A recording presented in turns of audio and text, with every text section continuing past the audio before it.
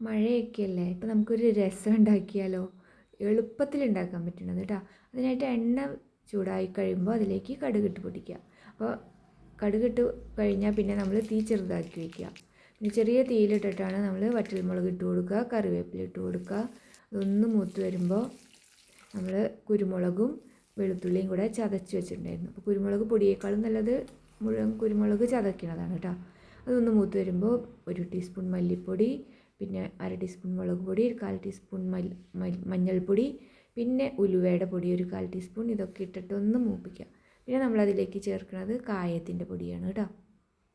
അപ്പോൾ നമ്മൾ പുളി ഒരു നെല്ലിക്കയുടെ വലിപ്പത്തിലുള്ള പുളി എടുത്തിട്ട് ചൂടുവെള്ളത്തിലിട്ടിട്ട് പിഴിഞ്ഞ് വെച്ചിട്ടുണ്ട്. 1 കപ്പ് വെള്ളം ഒഴിച്ചിട്ട് അത് ഒഴിച്ച് കൊടുക്കുക.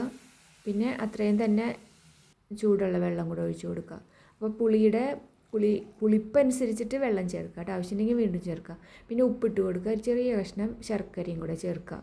എല്ലാതും കൂടെ ഇട്ട് നമ്മളൊന്ന് അടച്ച് വെച്ചിട്ട് ഒന്ന് തിളപ്പിക്കുക. 5 മിനിറ്റ് തിളയ്ക്കുക. നമ്മുടെ രസം റെഡിയായി. ഇനി ഉപ്പൊക്കെ നോക്കുക, ഉപ്പില്ലെങ്കിൽ ഇട്ട് കൊടുക്കുക. പുളി കൂടുതലാണെങ്കിൽ കുറച്ചും കൂടെ ചൂടുവെള്ളം ചേർക്കുക.